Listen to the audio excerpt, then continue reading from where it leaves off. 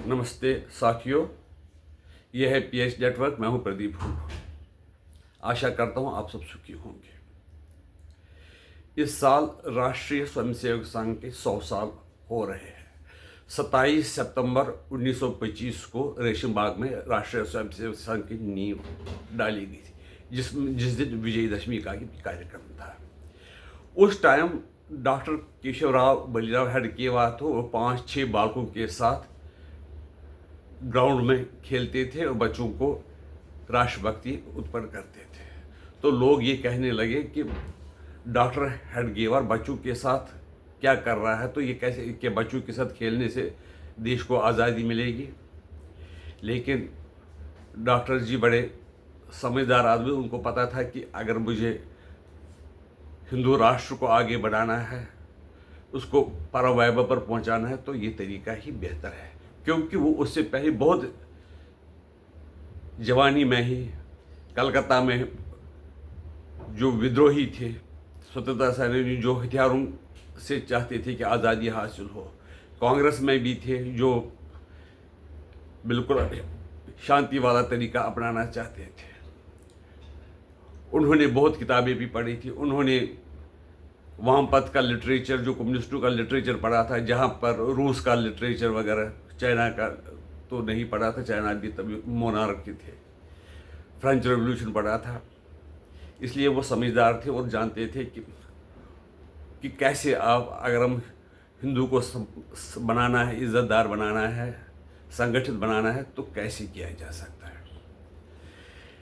लेकिन जब लोगों में थोड़ा सा पढ़ाई लिखाई का ज्ञान आ गया, अंग्रेजी एजुकेशन लोगों ने हासिल की, तो लोगों को लगने लगा कि जैसे बाकी देश आज़ाद है, फ्रांस आज़ाद है, अमेरिका ने भी आज़ादी के लिए लड़ाई लड़ी है, वो गोरे हम पर हुकूमत क्यों कर रहे हैं। और इसका दूसरा कारण भी ये था कि वो जो गोरे थे वो यहाँ के हिंदुस्तान के लोगों पर बड़ा अत्याचार करते थे। लोग ये चाहते थे कि हम, अगर हमारे अपना शासन होगा तो हम पर अत्याचार नहीं होंगे। उस वक्त क्या था कि लोगों के पास इतना पैसा नहीं था, लेकिन लोग बहुत ही मेहनती थे। तो वो जो, अगर उनको कोई किसी किस्म का मार्गदर्शक मिलता था, तो वो उसको फॉलो करते थे, क्योंकि उनमें बहुत जुनून था कि हमारा अपना शासन हो, हम ही भारत की पर हुकूमत करें। वहाँ से दूसरे लोग भी थे जो मुसलमान थे, वो प्रभावित थे खिलाफत मूवमेंट से, और जो उनके रिलीजियस बुक से, उनके उस हिसाब से वो चल रहे थे। किसी जगह पर हिंदू मुस्लिम दंगे भी हो गए थे। ये सब सोचकर, इसके बारे में रिसर्च करके डॉक्टर जी इस निष्कर्ष पर पहुंचे कि राष्ट्रीय स्वयंसेवक संघ की नींव डालना ज़रूरी है। उस वक्त उसका नाम राष्ट्रीय स्वयंसेवक संघ नहीं था, नागपुर स्वयंसेवक संघ था। तो फिर उन्होंने बाद में सोचा तो हिंदू तो नागपुर से बाहर भी है। इस तरह से फैलते फैलते वो पूरे देश में फैल गया। 1940 में डॉक्टर जी, जो उनके परम पूज्य डॉक्टर जी थे, उनका देहांत हो गया। तो राष्ट्रीय स्वयंसेवक संघ तकरीबन देश के बहुत से हिस्सों में फैल गया था। जो नागपुर में उनके संपर्क में आए लोग थे, जिनको वो समझाने में सफल रहे थे कि राष्ट्र के लिए क्या करना है, हिंदू समाज के लिए क्या करना है, ऐसे लोगों को उन्होंने देश के कई कई प्रांतों में भेजा। किसी को उत्तर प्रदेश भेजा, किसी को यहाँ तक कि आसाम भेजा, जम्मू कश्मीर भी भेजा। इसी सिलसिले में उनकी सोच से प्रोफेसर केशवराव माधवराव गोलवालकर, जो गोलवालकर जी भी प्रभावित हुए। तो वो बड़े यंग थे। उनको लगा कि समझदार और जो मेहनती जो है, इसमें से जो उन्होंने कुछ अपने ये लोग जिनको समझाने में कामयाब रहे थे, उनमें से गोलवालकर जी को उन्होंने जिम्मेदारी दी थी कि आप मेरे एक बाद राष्ट्रीय स्वयंसेवक संघ को संभालोगे। तो वो उन्होंने बखूबी जो राष्ट्रीय स्वयंसेवक संघ का काम संभाला है। बहुत से लोग कई वामपंथ से प्रभावित थे, कोई ये रूस के जो रेवोल्यूशन से प्रभावित थे, कई फ्रेंच रेवोल्यूशन से प्रभावित थे। इसी तरह से ये हमारे लोग भी, हमारे जो बुजुर्ग थे वो भी चाहते थे कि हम भी आज़ाद रहे। अब सोचने का कई लोगों का अपना अपना तरीका था। जिन लोगों को डॉक्टर जी ने समझाया कि यही तरीका सबसे बढ़िया है, तो वो राष्ट्रीय स्वयंसेवक संघ के स्वयंसेवक बन गए, और ऐसे स्वयंसेवक बन गए जो पूरे देश में फैल गए, और सारे देश को ये कन्विंस करने में सफल रहे कि राष्ट्रीय स्वयंसेवक संघ का होना क्यों ज़रूरी है। क्योंकि इसी सब 1925 के आसपास ही कम्युनिस्ट पार्टियों की भी नींव डली थी। इस इजिप्ट में मुस्लिम ब्रदरहुड की स्थापना हुई थी, जो मुस्लिम उम्मा की बात करते थे।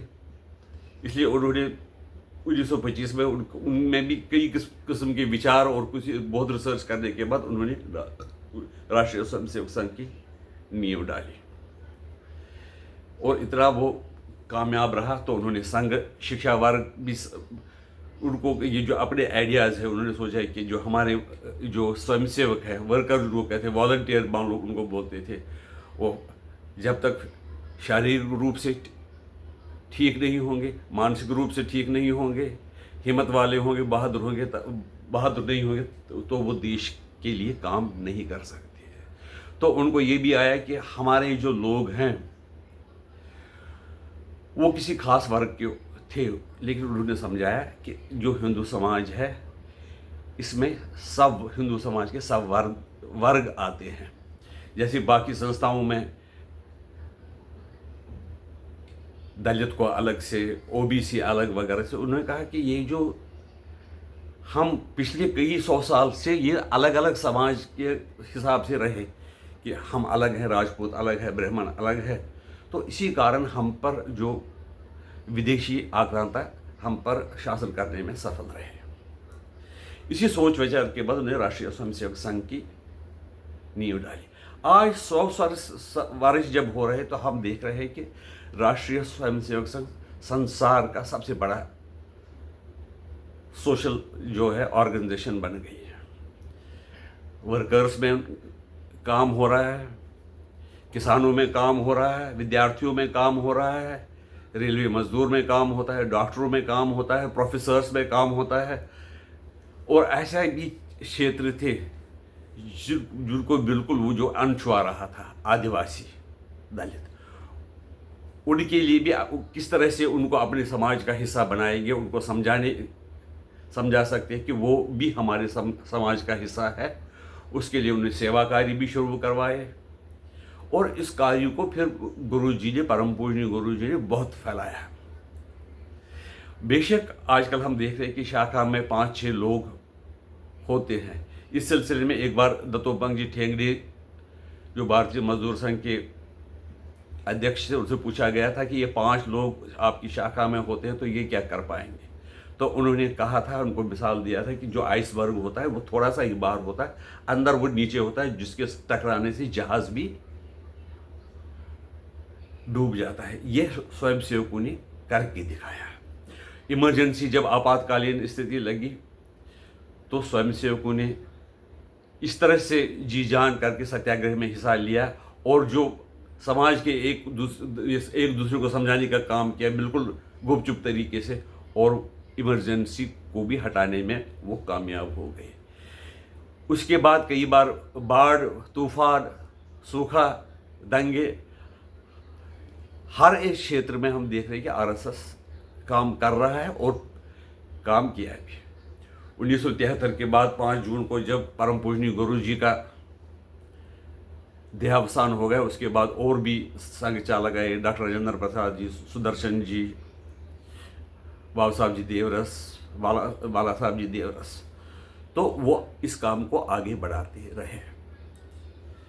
अब ये लग रहा है कि कई लोगों को लग रहा है, अब इतनी ज़्यादा उम्मीदें, आशाएं लोगों को राष्ट्रीय स्वयंसेवक संघ से है, वो चाहते हैं कि ये पूरा देश पे कब्जा राष्ट्रीय स्वयंसेवक संघ का होना चाहिए, यानी कि अच्छे लोगों का होना चाहिए, करप्शन फ्री समाज होना चाहिए, देशभक्ति होनी चाहिए। लेकिन राष्ट्रीय स्वयंसेवक संघ जो अपना लक्ष्य है उसकी ओर आगे बढ़ रहा है और अच्छी तरह से ऐसे कई लोगों को राष्ट्रीय स्वयंसेवक संघ की फैक्ट्री में मैन्युफैक्चर किया गया है, जिन्होंने अपने गृहस्थ की परवाह न करके देश के लिए सब कुछ समर्पित किया। तन, जैसे वो कहते हैं ना, वो गीत है संघ का, तन समर्पित मन समर्पित और ये जीवन समर्पित, चाहता हूँ देश की धरती तुझे कुछ और। तो मेरी राय से आप अगर इत्तेफाक रखते हैं तो अपना कमेंट दीजिए और वीडियो को लाइक कीजिए, हमारे चैनल को सब्सक्राइब भी कीजिए। हमें आशा है कि राष्ट्रीय स्वयंसेवक संघ के बारे में आपके जो विचार है आप हमें उनसे अवगत कराएंगे। नमस्कार।